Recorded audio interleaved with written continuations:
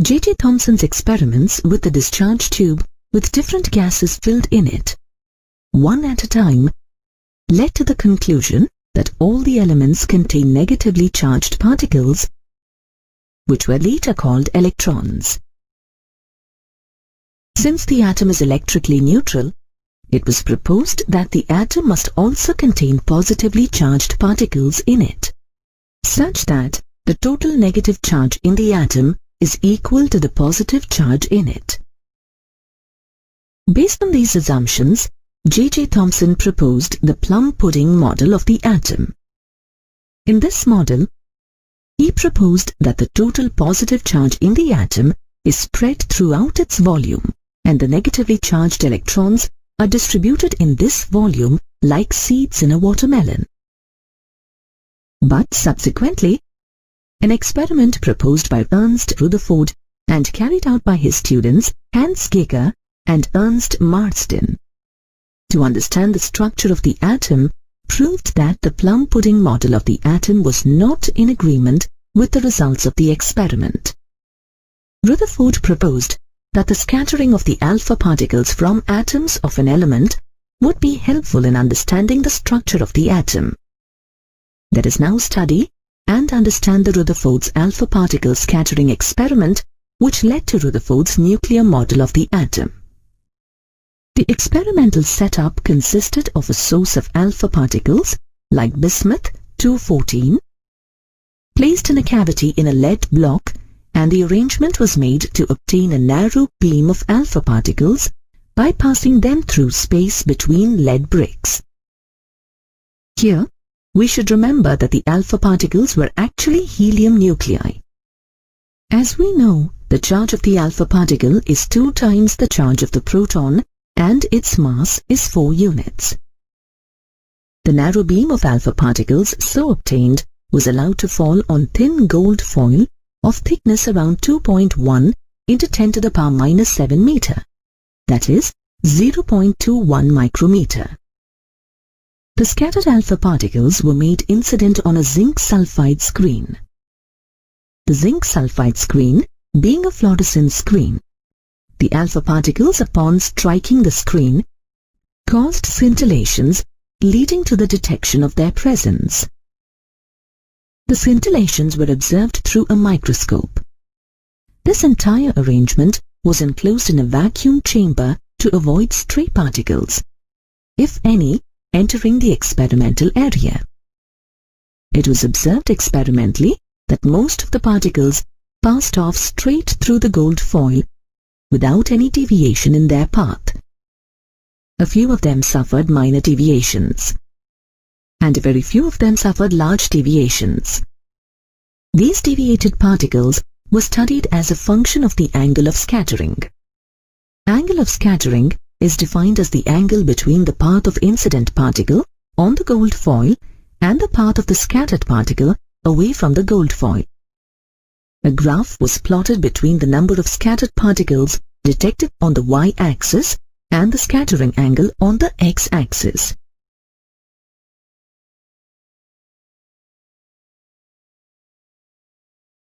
Based on the data from the graph, Rutherford made the following conclusions. The number of particles for nearly zero angle of scattering was very large, indicating that most of them had passed almost straight through the gold foil. This implied that most of the atoms must have been empty. Out of all the incident alpha particles, only about 0.14% of the particles scattered by more than 1 degree. This was due to the fact that these particles passed close to the central part of the atom, which must have been positively charged. And 1 in 8,000, that is about 0.0125% of the incident alpha particles scattered by more than 90 degrees, that is, they scattered backwards. For this to have happened, such alpha particles must have experienced a large repulsive force. This would be possible only if most of the atom was empty and its entire positive charge was concentrated tightly at the central part called the nucleus. In such a case, the alpha particles which moved very close to the central part would experience large repulsive forces and suffer deflections greater than 90 degrees. Based on these assumptions, Rutherford proposed the atomic model, henceforth called the Rutherford's nuclear model of atom. The entire positive charge and most of the mass of the atom is concentrated at the center of the atom called the nucleus. He also proposed that the electrons revolved around the nucleus in orbits, just like planets revolving around the sun. Hence, the Rutherford's atomic model is also known as the planetary model of the atom. Based on Rutherford's experiments, the size of the nucleus was estimated to be around 10 to the power minus 15 meter to 10 to the power minus 14 meter. According to the kinetic theory of gases, we know that the size of atom is about 10 to the power minus 10 meter. So, the atom is about 10,000 to 100,000 times larger than its nucleus. Now, by using Rutherford's nuclear model of the atom, we can explain the scattering of alpha particles from the gold foil. As the gold foil is very thin, it can be assumed that the alpha particle undergoes one scattering due to the gold nucleus.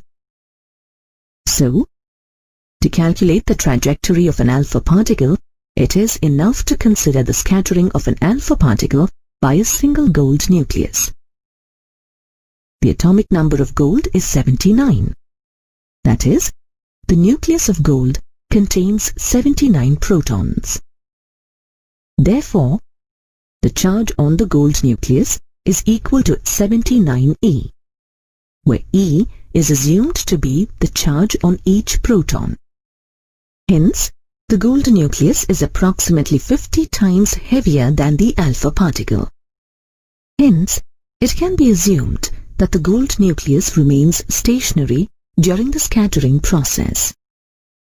Now, according to Coulomb's inverse square law of electrostatics, the magnitude of the repulsive force between the alpha particle and the gold nucleus F is equal to 1 by 4 pi epsilon naught into 2e into Ze by r square, where r is the distance between the alpha particle and the nucleus of the gold atom. This force acts along the line joining the alpha particle and the nucleus of the gold atom. The direction of this force and its magnitude continuously changes as the alpha particle approaches or recedes from the nucleus. The path of the alpha particle depends on the impact parameter b for the scattering, which is defined as the perpendicular distance between the direction of the initial velocity of the alpha particle and the nucleus of the gold atom. The alpha particles have a range of impact parameters. So the alpha particles are scattered in different directions. If the impact parameter is large, the alpha particles pass without deviation. That is, the scattering angle is approximately 0 degrees. For relatively small values of b, that is, when the alpha particles are directed very close to the nucleus, there are huge deviations.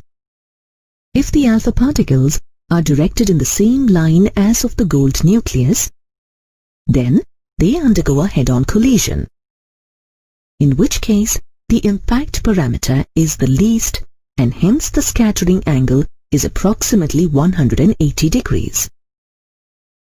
Therefore, such alpha particles bounce back. Since very few of the incident alpha particles undergo head-on collision, it can be said that the mass of the gold atom is concentrated in a very small region called the nucleus.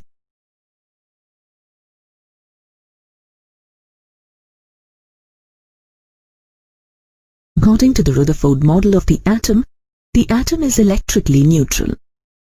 It was proposed by the Rutherford model of the atom that the centripetal force Fc on the revolving electrons was provided by the Coulomb force Fe of attraction between the electron and the nucleus to keep them in their orbits. Let us apply this concept to the case of a hydrogen atom. A hydrogen atom consists of one electron revolving around its nucleus, which is actually the proton. For the electron revolving with speed v, the centripetal force Fc is equal to mv square by r. The electrostatic force of attraction Fe between the electron and the proton in the nucleus of the hydrogen atom, separated by a distance r, is given by Fe is equal to 1 by 4 pi epsilon naught into E square by r square. This is true because the proton and the electron have equal magnitude of charge E on them. But for dynamically stable orbits, Fc is equal to the electrostatic force Fe. Hence, mv square by r is equal to 1 by 4 pi epsilon naught into E square by r square. Let this be equation 1. On simplifying equation 1, we get the radius r is equal to E square by 4 pi epsilon naught mv square. Let this be equation 2. From equation 1, we also have v square is equal to E square by 4 pi epsilon naught mr. Let this be equation 3. The kinetic energy of the electron in the hydrogen atom is K and is equal to half mv square. Substituting v square in the expression for kinetic energy, we get K is equal to E square by 8 pi epsilon naught r. Let this be equation 4. The electrostatic potential energy of the electron, U, is equal to minus E square by 4 pi epsilon naught r. Let this be equation 5. The total energy of E of the electron in the hydrogen atom is equal to the sum of the kinetic energy K and the potential energy of the electron U. By substituting the expressions for K and U and simplifying, we get E is equal to minus E square by 8 pi epsilon naught r. So, the total energy of the electron is negative. This implies that the electron is bounded to the nucleus.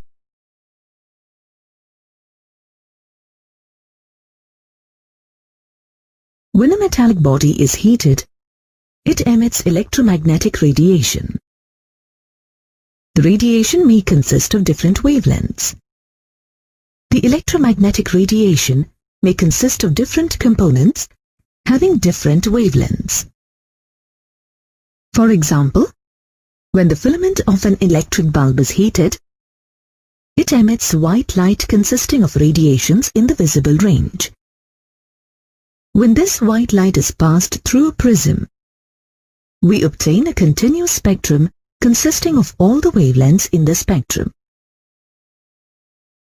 This spectrum appears as bright lines where one color gradually merges into the other, without a clear demarcation between the adjacent colors. Similarly, when hydrogen gas, which is enclosed in a sealed tube, is heated to high temperatures, it emits radiation. When this radiation is passed through a prism, we obtain the hydrogen spectrum. This spectrum is not a continuous spectrum. It consists of some sharply defined discrete wavelengths. For example, the spectrum consists of light of wavelengths 6563 angstrom and 4861 angstrom in the visible region. A hydrogen sample also emits radiation with wavelengths greater than those in the visible region. Thus, the spectrum emitted by the hydrogen atom is a discontinuous emission line spectrum as it contains only specific wavelengths of light. When an atomic gas or vapor is excited at a low pressure, by passing electric current through it, it emits radiations containing certain specific wavelengths only. Such a spectrum is called the discontinuous emission line spectrum. The line spectrum is characteristic of the element emitting it. This means that no two elements can give the same line spectrum. Hence, it is also called as the fingerprint spectrum. An emission line spectrum consists of bright lines on a dark background. Now let us again look at the hydrogen spectrum, which was discussed earlier. In the spectrum emitted by the hydrogen atom, the spectral lines can be grouped in separate series. In each series, we observe that separation between successive wavelengths decreases as we go from the higher wavelengths towards the lower wavelengths. Each such set is called a spectral series.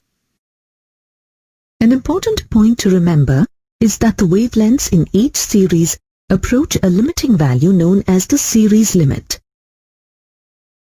Johann Jacob Balmer was the first to observe such a spectral series. Hence it was named as the Balmer series. The other such series emitted by hydrogen are namely the Lyman series, Paschen series, Brackett series, and Fund series, where each one has been named after its discoverer. Let us look at the lines emitted as part of the Balmer series. The line with largest wavelength in the series is called H alpha, then followed by H beta, H gamma, and so on, in the descending order of wavelengths. As the wavelength decreases, the lines appear closer and weaker in intensity. The Balmer series lies in the visible region. Now, let us look at the H alpha line of the Balmer series. Balmer gave a simple empirical formula which these wavelengths follow. If the wavelength of the spectral line emitted is lambda, then 1 by lambda is equal to r into 1 by 2 square minus 1 by n square, where r stands for Rydberg constant, which is equal to 1.097 into 10 power 7 per meter, and n takes integral values 3, 4, 5, and so on up to infinity. This equation is called the Balmer formula. Let this be equation 1. Balmer series can also be written in terms of frequency, nu. We know that velocity of light c is equal to nu lambda. That implies 1 by lambda is equal to nu by c. Substituting this value of 1 by lambda in equation 1, we get nu is equal to rc into 1 by 2 square minus 1 by n square. Substituting n equal to 3 in equation 1, we get 1 by lambda is equal to 1.097 into 10 raised to the power 7 into 1 by 2 square minus 1 by 3 square. This is equal to 1.522 into 10 raised to the power 6. Thus, lambda is equal to 6563 angstrom or 656.3 nanometer. This is the wavelength of the H alpha line of the Balmer series in the red of the visible region. For the next line of the series, the H beta line, we have n equal to 4, and for n equal to 5, we obtain the H gamma line of the series. By putting n equal to infinity, we obtain the limiting wavelength of the series, which is equal to 3646 angstrom or 364.6 nanometer. The limiting wavelength is the shortest wavelength of the series. Now let us look at the Lyman series, which has wavelengths in the ultraviolet region of the spectrum. The presence of ultraviolet wavelengths can be detected by a silver chloride soaked paper, which turns black when exposed to them.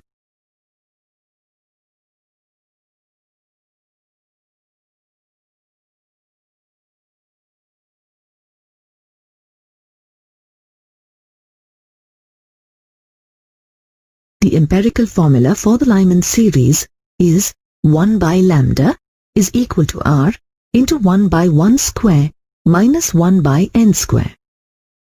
Here, n is equal to 2, 3, 4, and so on, up to infinity. Let this be equation number 2. Now let us look at the Paschen series.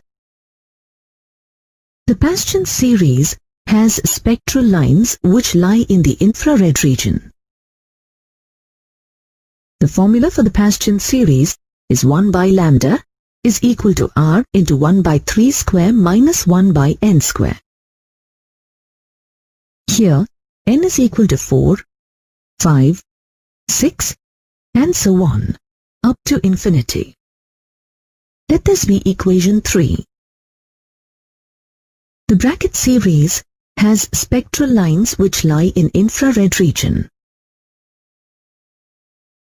The formula for the bracket series is 1 by lambda is equal to R into 1 by 4 square minus 1 by n square. Here, n is equal to 5, 6, 7, and so on, up to infinity. Let this be equation 4. The Fun series has spectral lines which lie in infrared region. The formula for the Fun series is 1 by lambda is equal to R into 1 by 5 square minus 1 by n square. Here, n is equal to 6, 7, 8, and so on, up to infinity. Let this be equation 5. Spectra of only few elements like hydrogen, singly ionized helium, doubly ionized lithium, etc. can be represented by the simple formulae like equation 1, 2, 3, 4, and 5. Still, these equations are very important as they give the wavelengths that a hydrogen atom radiates or absorbs. When white light passes through a gas and the transmitted light is analyzed, we get a spectrum called absorption spectrum. The absorption spectrum consists of dark lines corresponding to the wavelengths which were formed in the emission spectrum of the same gas. An element can absorb those wavelengths which it can emit. The absorption spectra of elements consists of dark lines against a bright background. Rutherford's nuclear model of the atom postulates that electrons revolve around the nucleus, which contains the total positive charge of the atom. However, it could not explain certain other facts. Let us now look into the drawbacks of Rutherford's atomic model. It assumes that the system of electrons revolving around the nucleus is similar to that of our planetary system.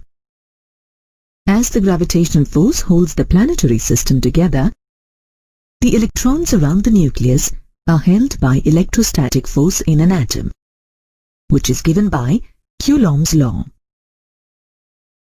The electrostatic force between the electron and the nucleus acts as the centripetal force on the electron, because of which the electron gains centripetal acceleration.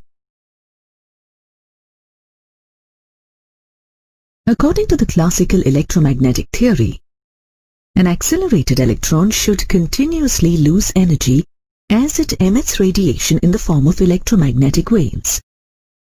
As a result, the electron would spiral inward and eventually fall into the nucleus, and thus make the atom unstable. Also, the classical electromagnetic theory states that the frequency of electromagnetic waves emitted by the revolving electrons is equal to the frequency of its revolution. As an electron spirals inward, its angular velocity and frequency changes continuously, which consequently changes the frequency of the emitted radiation to form continuous spectra. But experimentally, a line spectrum is observed. The hydrogen spectrum is an experimental evidence for the above analysis. So it is clear that the classical electromagnetic theory and Rutherford's atomic model were inadequate to explain the atomic structure.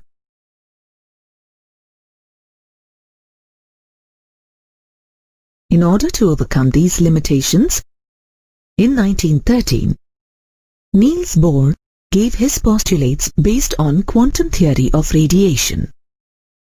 He combined the concepts of the classical and quantum theories to form the basis of his three postulates of an atomic model. According to the first postulate, an electron in an atom could revolve in certain stable orbits without losing energy continuously. This means each atom exists in a definite stable state, and each existing state has a definite total energy. These are called the stationary states of the atom. Therefore, as long as the electron occupies these stable states, there is no loss of energy in the electron.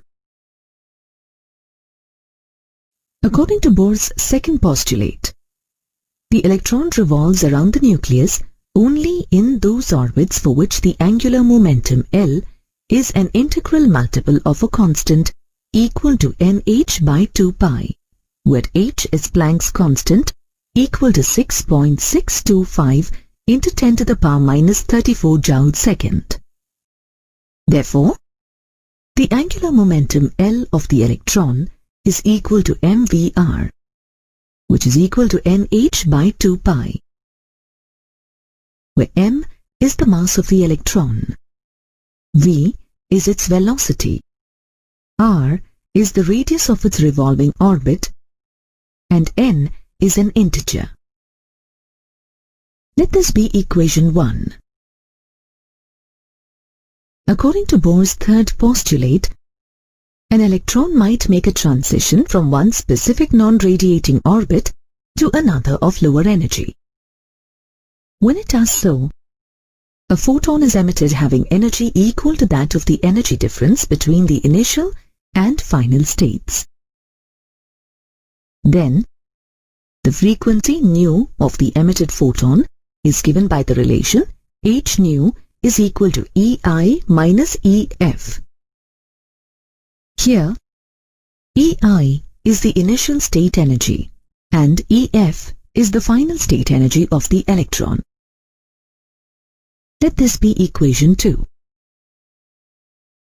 Let us now derive the expression for the radius and energy of the hydrogen atom. From equation 1, we can write mvnRn is equal to nh by 2 pi. Here, n is an integer, Rn is the radius of nth possible orbit, and Vn is the velocity of the electron in the nth orbit. Let this be equation 3. The allowed orbits are numbered 1, 2, 3, and so on, according to the values of n, which is called the principal quantum number of the orbit. We have learned that the relation between the radius r of the electron orbit and its corresponding velocity v is given by Rn is equal to E square by 4 pi epsilon naught mvn square. Let this be equation 4. Substituting the value of Rn in equation 3 and simplifying,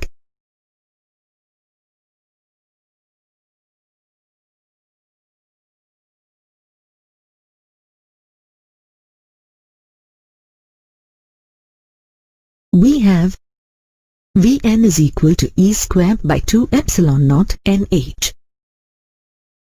Let this be equation 5. Substituting equation 5 in 3 and simplifying, we get Rn is equal to epsilon naught n square h square by pi me square. Let this be equation 6. By substituting n equal to 1 in the above equation, we get the radius of the innermost orbit, which is Bohr's orbit and is represented by A0. Given A0 is equal to epsilon naught h square by pi me square. Substituting the value of Planck's constant h, epsilon naught, and the magnitude of the charge of the electron E, and simplifying,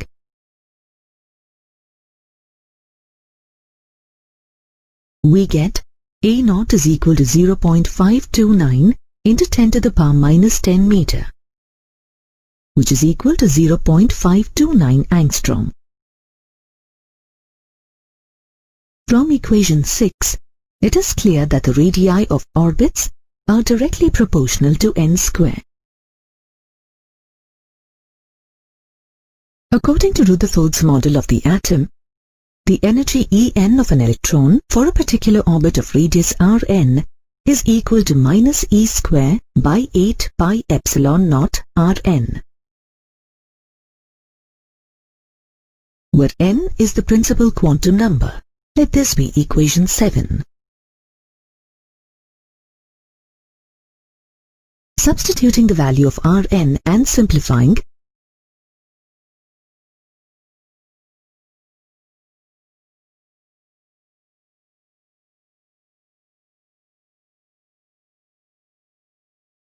we get En is equal to minus me to the power 4 by 8 n square h square epsilon naught square. Let this be equation 8.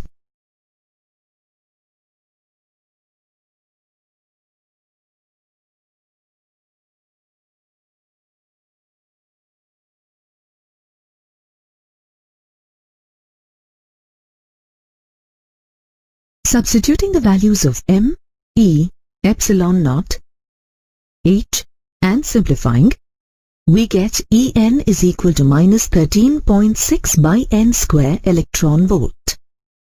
Let this be equation 9.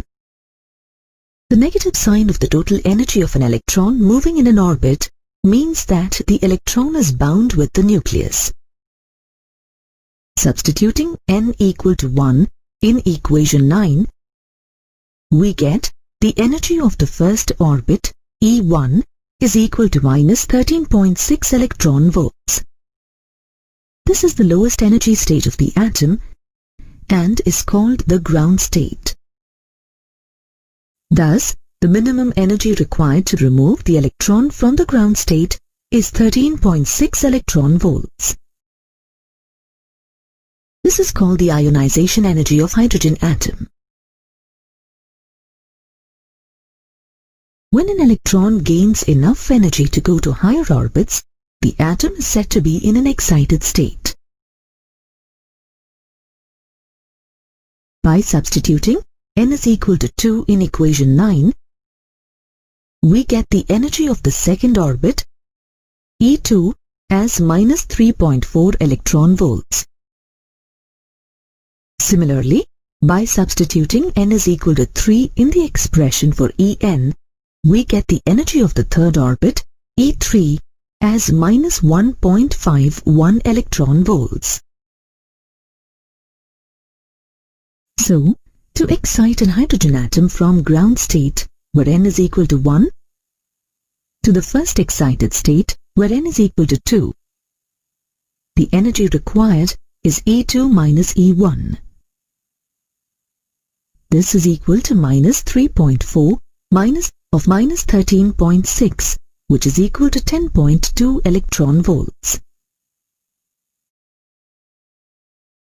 Similarly, to excite an hydrogen atom from the ground state, where n is equal to 1, to its second excited state, where n is equal to 3, the energy required is E3 minus E1. This is equal to minus 1.51 minus 13.6, which is equal to 12.09 electron volts. When the electron falls from the excited state to its ground state, it emits a photon whose energy is equal to the energy difference between the excited state and the ground state. For example, if the electron comes to its ground state from the first excited state, the energy difference will be E2 minus E1 equal to 10.2 electron volts, and thus a photon of energy 10.2 electron volts will be emitted. We can observe the various energy states of hydrogen atom in the form of an energy level diagram as shown. In this diagram, the 0 electron volts corresponds to an energy of n equal to infinity, which is the highest energy state. This is the energy when the electron is completely removed from the atom and is at rest. The line spectra of the hydrogen atom was explained by the third postulate of Niels Bohr.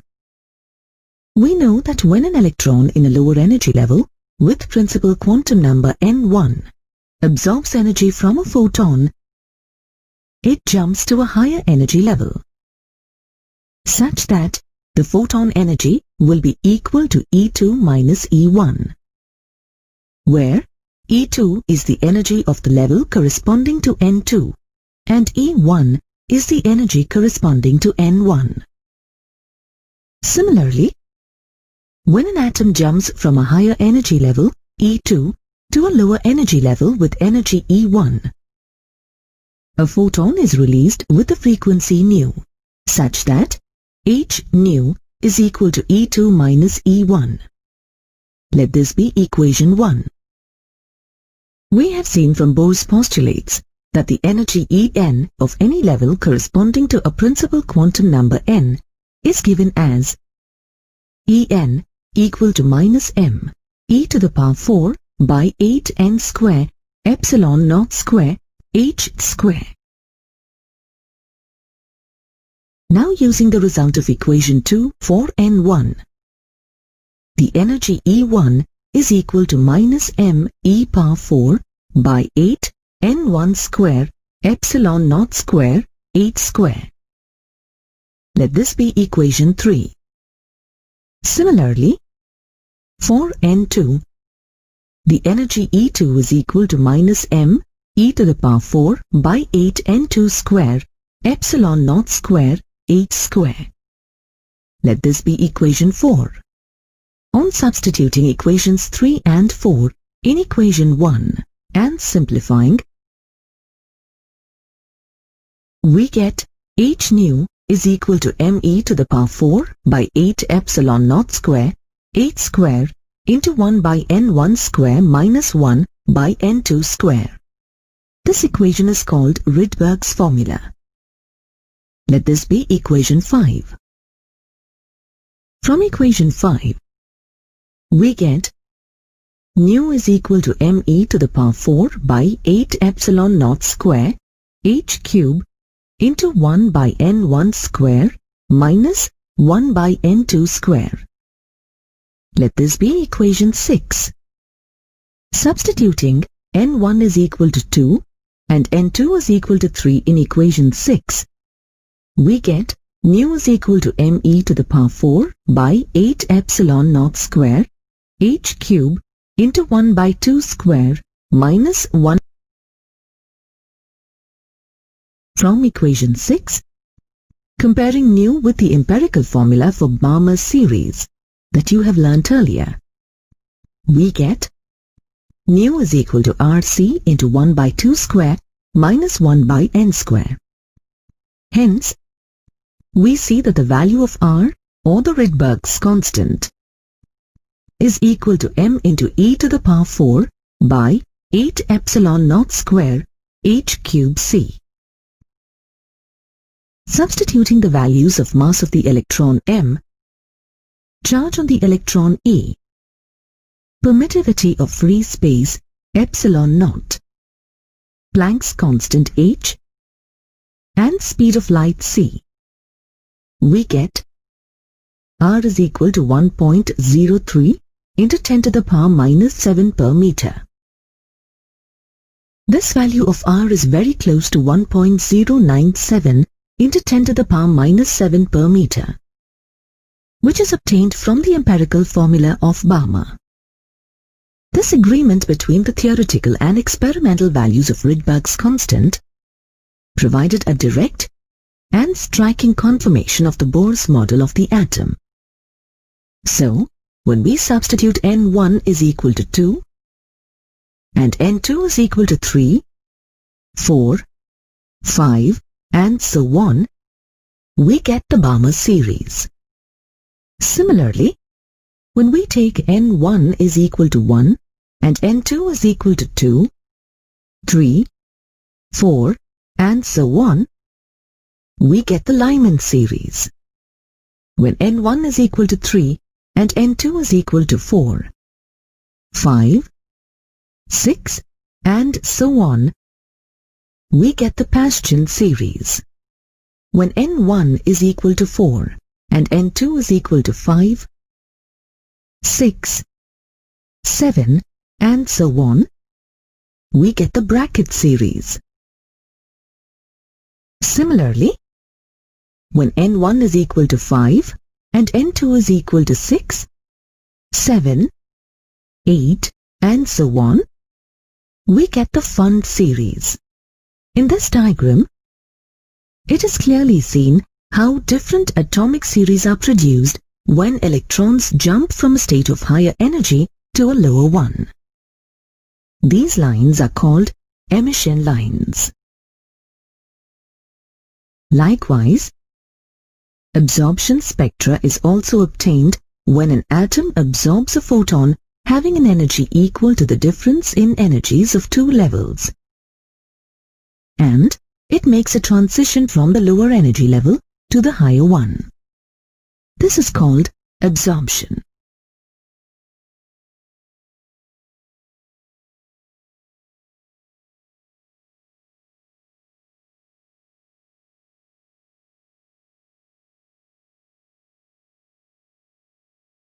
Thus, if photons having a continuous range of frequencies pass through a rarefied gas and then are analyzed with the spectrometer, a series of dark spectral absorption lines appear in the continuous spectrum. These dark lines indicate the frequencies that have been absorbed by the atoms of the gas from the incident photons. Thus, Bohr's model was successful in explaining the hydrogen atom spectra. But Bohr's second postulate was a puzzle for 10 years, till Louis de Broglie explained it in 1923. Until then, no one could explain why the angular momentum should be an integral multiple of h by 2 pi. We have learned from Davison-Germer's experiment that material particles like electrons, protons, neutrons, etc. possess a wave nature, which was actually proposed by de Broglie. Let us now understand how de Broglie explained Bohr's second postulate. When a string is plucked, a large number of wavelengths are produced, but only those wavelengths survive which have nodes at the ends and form standing waves along the string. Thus, standing waves are formed only when the total distance travelled by the wave in a to and fro direction is equal to one wavelength, two wavelengths, or any integral number of wavelengths. Now, let us apply this concept to an electron in the nth circular orbit of radius Rn. The total distance travelled by the electron is 2 pi Rn. Hence, 2 pi Rn is equal to n lambda, where n is equal to 1, 2, 3, and so on. Let this be equation 7.